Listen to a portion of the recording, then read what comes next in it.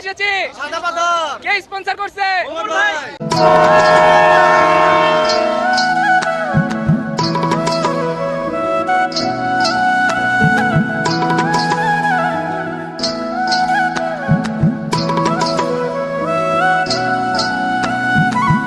গত মাসে ভালো মতো এডিট করতে পারে না, এডিট না করার কারণে শাস্তি হিসেবে বর্ডারের বাইরে। এই সময় যদি আমাদের হাতে একটি হানিনাট থাকতো, শিলাজিৎ অথবা একটি শিলাজিৎ থাকতো, আপনার শরীরটা অন্যরকম সচেতন হবে।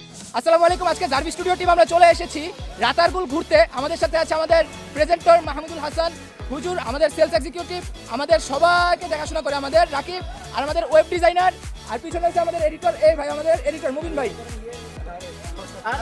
প্রেজেন্টেশন করতেছে ইনি হচ্ছে আমাদের জারবি স্টুডিও সম্মানিত ম্যানেজার সাহেব, আলহামদুলিল্লাহ মোহাম্মদ জি এই স্যার এবং হচ্ছে হলো তিনি সবার মানে খুব দেখাশোনা করে আলহামদুলিল্লাহ, এবং খুবই দায়িত্বের সাথে তিনি হচ্ছে দায়িত্ব পালন করে।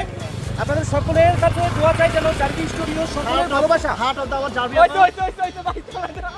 মন বাহে রাতার গুলে সাঁতার দিতে চায়, রুং রঙের ওই ধনেশ পাখির দলের ভিড়েও যায়, ভেলা ঘুমের স্বচ্ছ জলে ডুবি ডুবি যায়। জারবি স্টুডিও ফুল টিম চলে এসেছে চা বাগানে সিলেটে।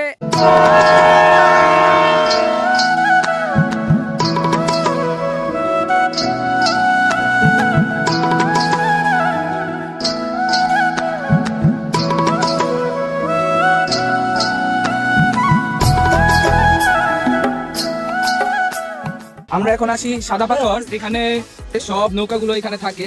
আমরা এখান থেকে একটা নৌকা নিব, নৌকা নিয়ে হচ্ছে গিয়ে পরে যাবো। আমাদের কয়েকটা নৌকা লাগবে, তো এই যে নৌকাগুলো দেখতেই পাচ্ছেন, আর ওই যে পিছনে দেখা যাচ্ছে পাহাড়গুলো বিশাল সুন্দর লাগতেছে। এটা হচ্ছে গত মাসে ভালো মতো এডিট করতে পারে না, এডিট না করার কারণে শাস্তি হিসেবে বর্ডারের বাইরে। আমরা সবাই আছি এখন সাদা পাথরে, জারবি স্টুডিও টিম। ওপারে মেঘের ঘটা কোন কবি জলি ছটা, মাঝে নদী বহে সাই সাই রে। ওপারে মেঘের ঘটা কোন কবি জলি ছটা, মাঝে নদী বহে সাই সাই রে। কি অবস্থা ভাই, ফিলিং কি? Good good.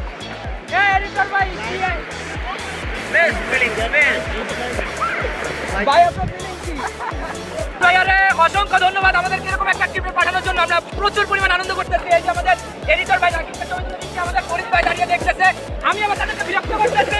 আসলে ভালো লাগতেছে, ক্যামেরার মধ্যে বিশাল ভালো লাগতেছে। ওনাকে অসংখ্য ধন্যবাদ আমাদেরকে এখানে পাঠানোর জন্য। থ্যাংক ইউ ওমর ভাই, সবাই থ্যাংক ইউ দিবেন না ভাইরা? ধন্যবাদ ভাইয়া, থ্যাংক ইউ ভাইয়া।